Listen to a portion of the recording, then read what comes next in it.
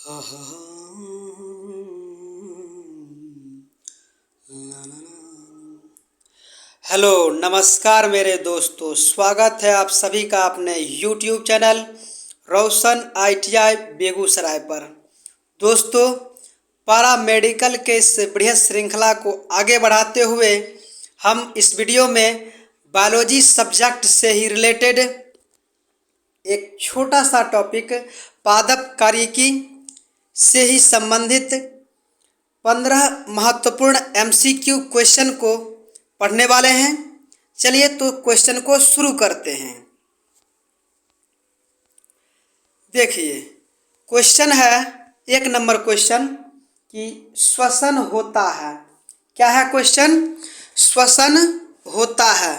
तो ऑप्शन है ए नंबर, प्रकाश में केवल उन कोशिकाओं में जो हरी नहीं होती है। जो हरी नहीं होती है वह श्वसन नहीं हो सकता है। तो यह तो अपना पहला ही गलत हो गया।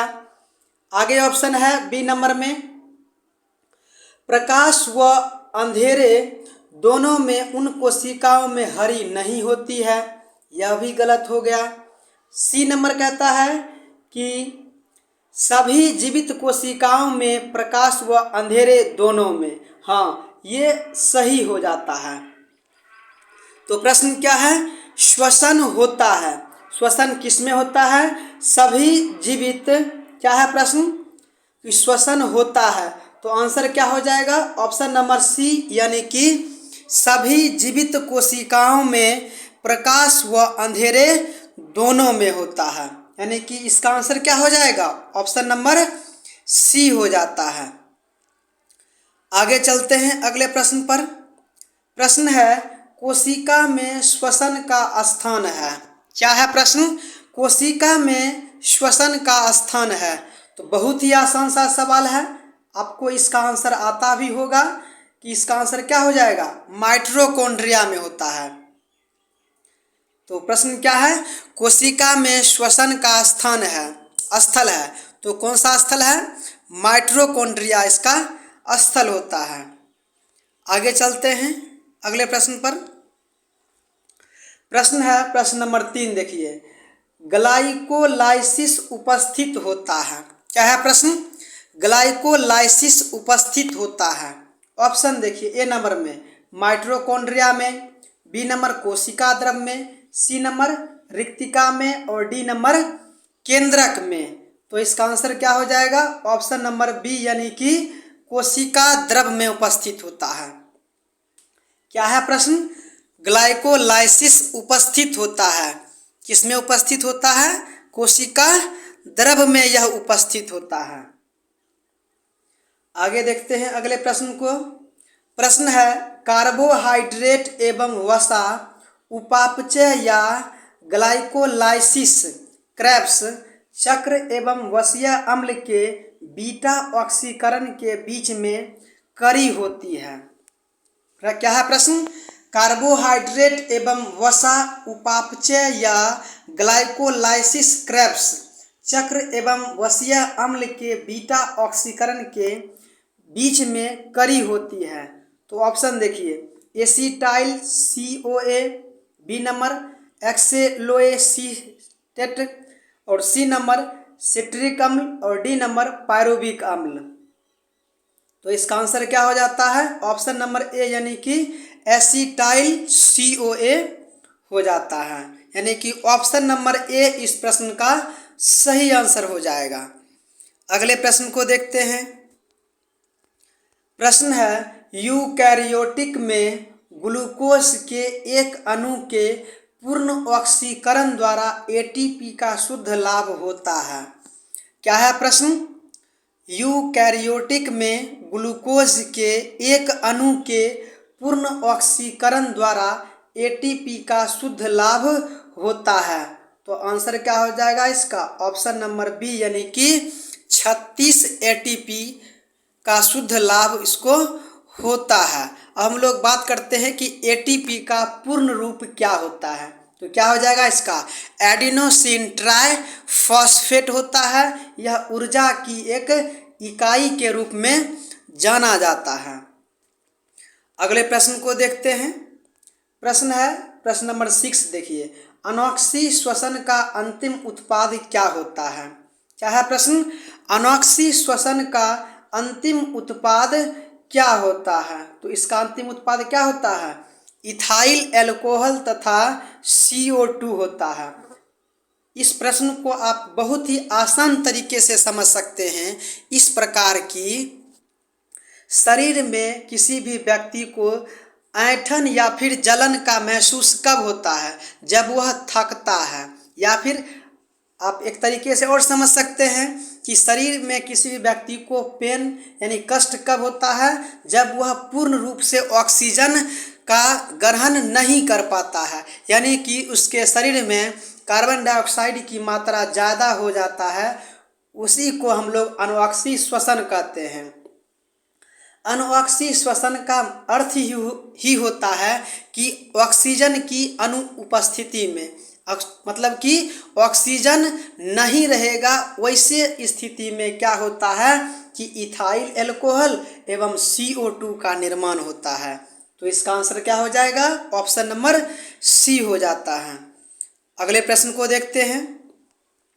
प्रश्न नंबर कितना है? 7 देखिए, ऑक्सी श्वसन तथा अनॉक्सी श्वसन की सामान्य अवस्था है। क्या है प्रश्न? ऑक्सी श्वसन एवं अनॉक्सी श्वसन की सामान्य अवस्था है। तो ऑप्शन देखिए, ट्राई कार्बोक्सिलिक अम्ल चक्र, ऑप्शन नंबर बी ऑक्सीडेटिव फास्फोरिलीकरण, ऑप्शन नंबर सी ग्लाइकोलाइसिस और ऑप्शन नंबर डी क्रेब्स चक्र। तो इसका आंसर क्या हो जाएगा? ग्लाइकोलाइसिस हो जाता है। आगे देखिए अगले प्रश्न को। प्रश्न नंबर 8 देखते हैं, जब पायरुविक अम्ल के एक अणु के अनॉक्सी श्वसन से लैक्टिक अम्ल बनता है तो क्या होता है? क्या है प्रश्न?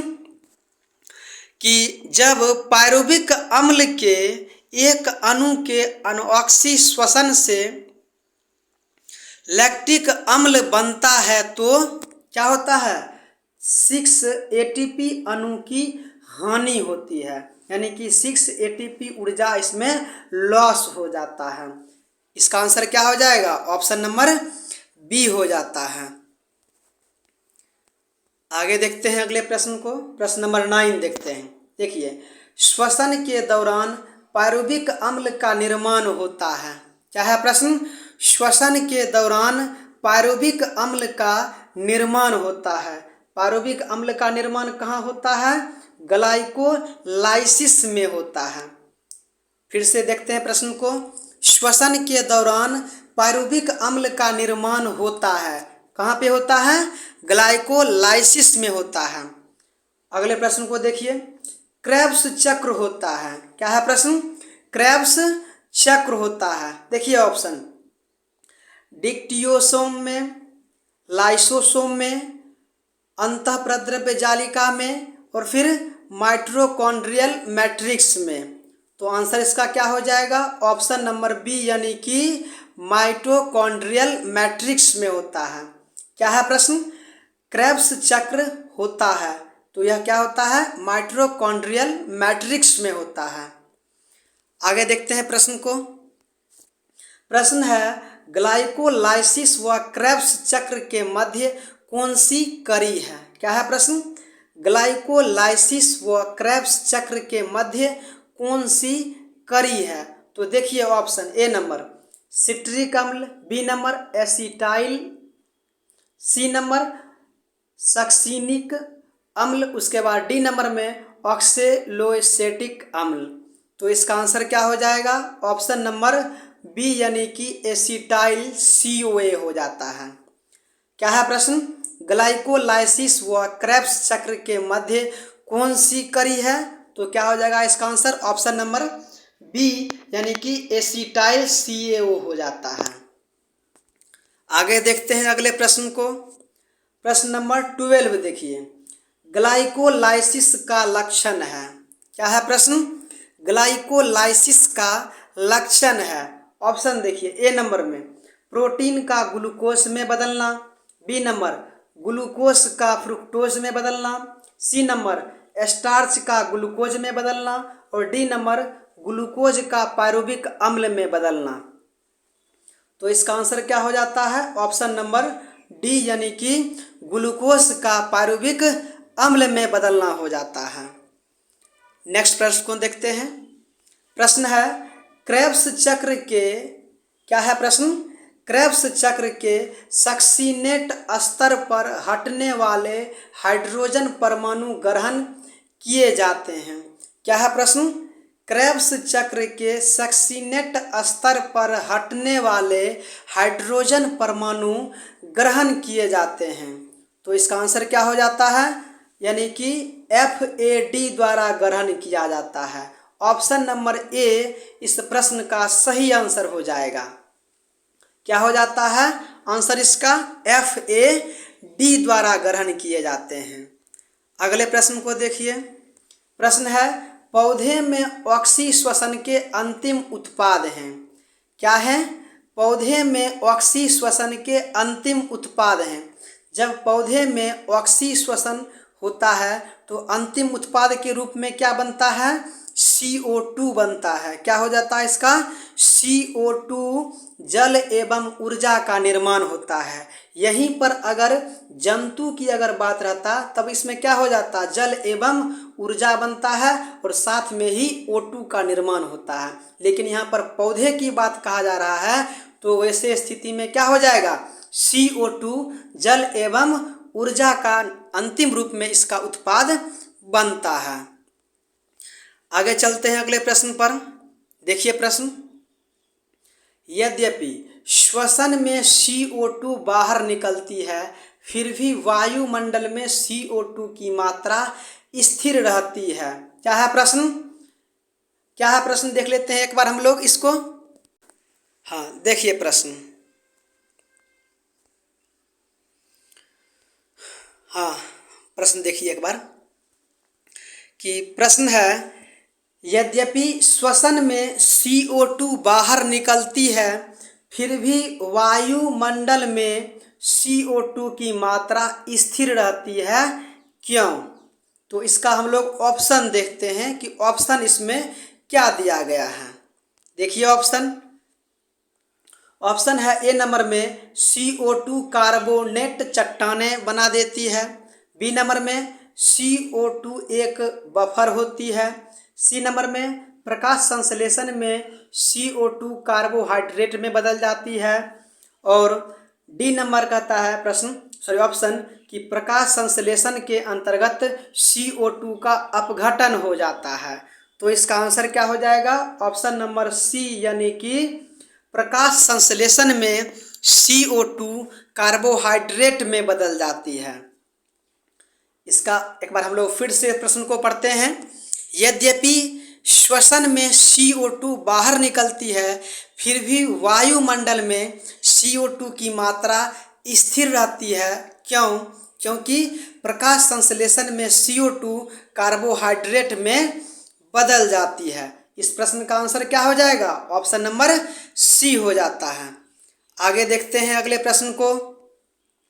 प्रश्न है किण्वन का अवायवीय उत्पाद है। क्या है प्रश्न? किण्वन का अवायवीय उत्पाद है। तो इसका अवायवीय उत्पाद क्या होता है? एल्कोहल, लैक्टिक अम्ल व समान यौगिक होता है। क्या है प्रश्न? किण्वन का अवायवीय उत्पाद है। तो अवायवीय उत्पाद क्या होता है? ऑप्शन नंबर डी यानी कि एल्कोहल, लैक्टिक अम्ल व समान यौगिक होता है। अगले प्रश्न को देखिए। प्रश्न नंबर 17 देखिए।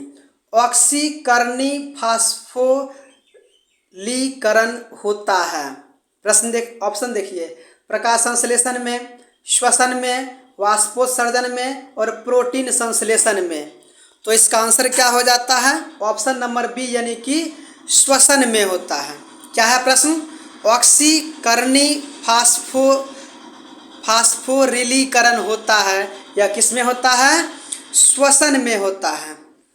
तो इसका आंसर क्या हो जाएगा? ऑप्शन नंबर बी हो जाता है। आगे देखते हैं अगले प्रश्न को।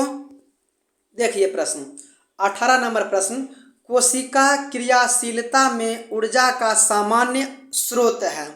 क्या है?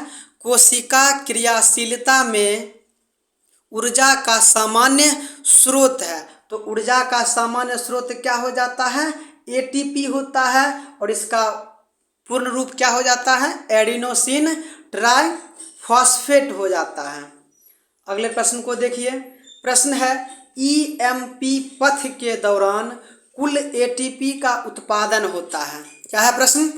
ईएमपी पथ के दौरान कुल एटीपी का उत्पादन होता है। ऑप्शन देखिए 24 एटीपी, 8 एटीपी, 38 एटीपी और 6 एटीपी। तो इसका आंसर क्या हो जाएगा? 8 एटीपी का उत्पादन होता है। क्या है प्रश्न? ईएमपी पथ के दौरान कुल एटीपी का उत्पादन होता है, वह कितना होता है? 8 एटीपी का उत्पादन होता है। आगे देखते हैं अगले प्रश्न को। प्रश्न नंबर 20 देखिए। माइटोकॉन्ड्रिया में इलेक्ट्रॉन अभिगमन तंत्र स्थित होता है। क्या है प्रश्न? माइटोकॉन्ड्रिया में इलेक्ट्रॉन अभिगमन तंत्र स्थित होता है। ऑप्शन देखिए बाहरी झिल्ली में, बी नंबर अंतर क्रिस्टीकोष्ठ में, सी नंबर आंतरिक झिल्ली में और डी नंबर मैट्रिक्स में। तो आंसर इसका क्या हो जाएगा? आंतरिक झिल्ली में अभिगमन तंत्र स्थित होते हैं, यानी कि सी नंबर ऑप्शन इस प्रश्न का सही आंसर हो जाता है। आगे देखिए प्रश्न नंबर 21 देखिए।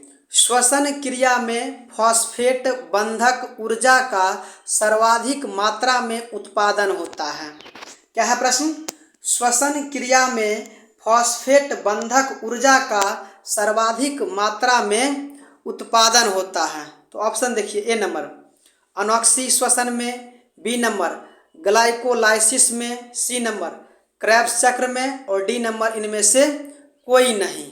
तो इसका आंसर क्या हो जाता है? ऑप्शन नंबर सी यानी कि क्रेब्स चक्र में हो जाता है।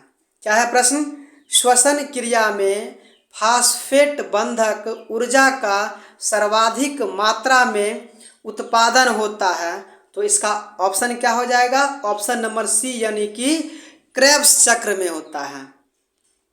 आगे देखते हैं अगले प्रश्न को। प्रश्न है माइटोकॉन्ड्रिया में एटीपी निर्माण के लिए आवश्यकता होती है। क्या है प्रश्न? माइटोकॉन्ड्रिया में एटीपी निर्माण के लिए आवश्यकता होती है। तो ऑप्शन देखिए ए नंबर में CO2 की O2 की, नंबर बी नंबर देखिए ऑप्शन बी नंबर NADP की, सी नंबर FMN का और डी नंबर पायरुविक अम्ल का। तो आंसर क्या हो जाएगा इसका? ऑप्शन नंबर ए यानी कि O2 यानी ऑक्सीजन की आवश्यकता होती है। अगले प्रश्न को देखते हैं। एसिटाइल CoA के एक अणु के पूर्ण ऑक्सीकरण से कितने एटीपी अणु उत्पन्न होते हैं? क्या है प्रश्न? एसिटाइल CoA के एक अणु के पूर्ण ऑक्सीकरण से कितने एटीपी अणु उत्पन्न होते हैं? तो क्या हो जाएगा इसका आंसर? ऑप्शन नंबर ए यानी कि 12 एटीपी यानी कि 12 एडिनोसिन ट्राइफॉस्फेट ऊर्जा उत्पन्न होता है इससे। आगे देखते हैं अगले प्रश्न को। प्रश्न नंबर 24 देखते हैं। देखिए श्वसन की विभिन्न अवस्थाएं नियंत्रित रहती है। क्या है प्रश्न? श्वसन की विभिन्न अवस्थाएं नियंत्रित रहती है। ऑप्शन देखिए ऑप्शन ए नंबर कहता है ऑक्सीन द्वारा, बी नंबर शुगर द्वारा, सी नंबर एंजाइम द्वारा और डी नंबर काइनेटिन के द्वारा। तो आंसर क्या हो जाएगा इसका? ऑप्शन नंबर सी यानी कि एंजाइम के द्वारा यह नियंत्रित रहता है। हम लोग फिर से इस प्रश्न को पढ़ते हैं। श्वसन की विभिन्न अवस्थाएं नियंत्रित रहती हैं। किसके द्वारा नियंत्रित रहता है? एंजाइम के द्वारा यह नियंत्रित रहता है। तो दोस्तों बस इतना ही आज के लिए। तो हम उम्मीद करते हैं कि हमारा यह वीडियो आपको पसंद आया होगा। अगर पसंद आए तो एक बार लाइक ज़रूर करें और अभी तक आप हमारे चैनल रोशन ITI बेगूसराय को सब्सक्राइब नहीं किए हैं तो सब्सक्राइब ज़रूर कर लें। अगर वीडियो अच्छा लगे तो एक बार लाइक ज़रूर करें। मिलते हैं अगले कोई वीडियो में, तब तक के लिए धन्यवाद।